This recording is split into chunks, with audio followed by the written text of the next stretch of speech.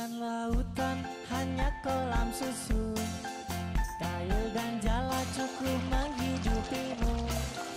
Tiada badai, tiada topan. Lagu yang dipopulerkan Koes Plus ini menggambarkan betapa negara kita, Indonesia, dianugerahi potensi sumber daya alam melimpah. Salah satunya adalah tanah yang subur. Karena kesuburannya, tanah kita bisa ditanami apapun untuk menghasilkan sumber pangan. Salah satu sumber pangan itu adalah padi. Dan karena melimpahnya padi yang dihasilkan, Indonesia lantas dikenal sebagai negara agraris. Namun, di tengah perkembangan kehidupan manusia yang makin pesat, lahan hijau pertanian kita tidak lagi seperti dulu.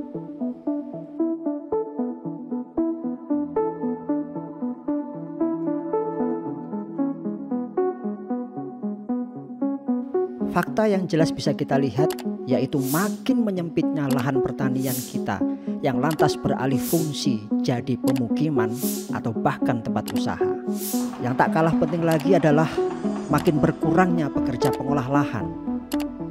Hal ini menggambarkan bahwa pertanian kita sebenarnya tengah mengalami himpitan. Himpitan yang membawa risiko akan sustainability atau keberlanjutan pangan kita. Mari kita coba simak penuturan Pak Desarijo berikut ini. Nami kula Sarti Utomo, seswane 7 dosa. Kula namung lek buruh, burung ngene lek kula.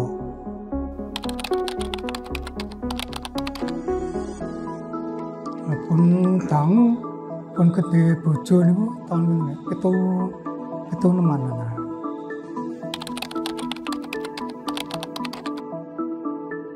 Oh, putra kula niku Trisdaten nggih.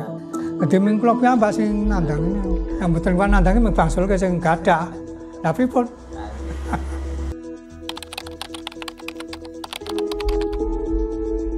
Sing buruh niku nggih ming niku mawon. Sing tanem nggih ming niku mawon. Ning nek sing do tanem niku pun mboten kuat, sing gati mboten anu paling sesuk paling ming mesin paling. Mboten ngenom kowe gacasan nggih wegah. Sanom-nom do tanem. Wegah, ini aku pun dompet nonton, paling-paling mengisah mesin paling-paling. Ada 2 hal penting yang bisa kita petik dari cerita yang dibagikan Pak Desarijo. Pertama, sebagai buruh tani yang mewakili para pekerja dengan usia tidak lagi muda, Pak Desarijo hanya bisa mengandalkan tenaga dan keterampilan yang dimilikinya. Dan 2 faktor ini, cepat atau lambat, akan mulai menyusut termakan usia. Dampaknya, pekerja buruh tani tentu makin akan berkurang. Padahal di sisi lain, tidak banyak generasi muda yang mau jadi petani. Kita bisa bayangkan siapa kira-kira yang lantas akan menggarap lahan pertanian kita dan memastikan bahwa keberlanjutan pangan bisa dipertahankan. Kedua, sebagai buruh tani, Pak Desarijo tidak memiliki akses yang lebih banyak dan leluasa terhadap sumber daya, terutama lahan. Beliau menyadari jika pemilik lahan tempat ia dipekerjakan tidak lagi ingin meneruskan usaha taninya dan dengan alasan tertentu mengalihkan fungsi atau bahkan menjual lahannya, maka beliau tidak bisa berbuat apa-apa. Dan kondisi ini lagi-lagi menjadi risiko bagi keberlanjutan pertanian kita. Jadi sebenarnya kecemasan hilangnya atau berkurangnya lahan pertanian itu sudah hal yang sejak lama ada ya, bukan baru 1-2 tahun gitu. Dan itu sesuatu yang tidak bisa tidak terjadi. Jadi karena tidak mungkin lagi kita memaksa untuk tidak menggunakan lahan pertanian yang berubah menjadi perumahan dan sebagainya. Bagaimana caranya dengan apa yang sudah ada, yang masih ada itu dioptimalkan, gitu. Sehingga teknologi masuk ke situ. Arahnya itu ke sana. Nanti kita tidak lagi membutuhkan lahan pertanian yang berupa tanah lebar gitu, tapi berupa pabrik pangan gitu. Itu sudah sangat mungkin gitu.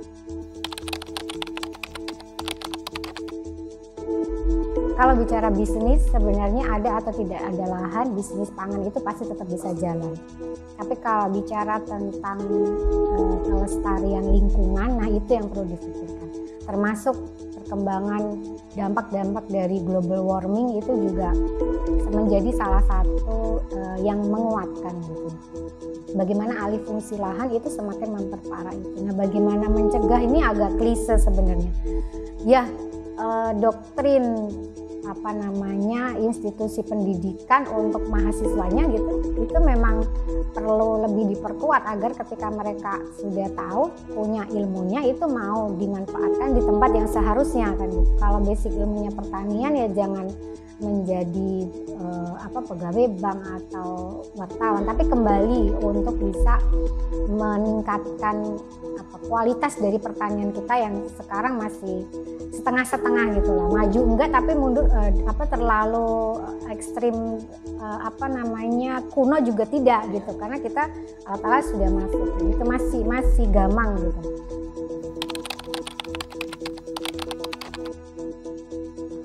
Memang ada gap antara generasi lama yang masih menggunakan teknologi sederhana, ya pertanian konvensional, dengan orang-orang muda yang memang basicnya punya pengetahuan pertanian atau yang otodidak itu terhadap proses budidaya yang mereka lakukan.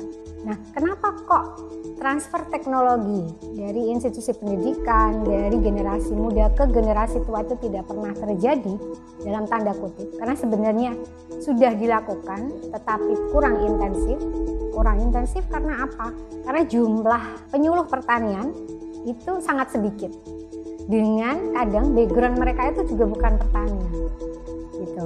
Kemudian yang kedua, masyarakat terutama para petani yang memang sudah tua itu susah sekali untuk bisa beralih, karena kan mereka tiba-tiba kalau ada IoT masuk ke situ kan susah, mereka mengaplikasikan HP yang smartphone saja kesusahan begitu, bahkan mungkin jarang tidak pakai handphone. Makanya pertanian ya masih seperti itu di kampung-kampung. Dari ulasan akademisi tadi, kita bisa menyadari bahwa ternyata di samping masalah berkurangnya lahan dan sumber daya manusia, ada masalah lain yang perlu segera mendapat perhatian, yaitu alih teknologi atau transfer teknologi. Sayangnya, proses ini juga belum bisa dilakukan secara optimal.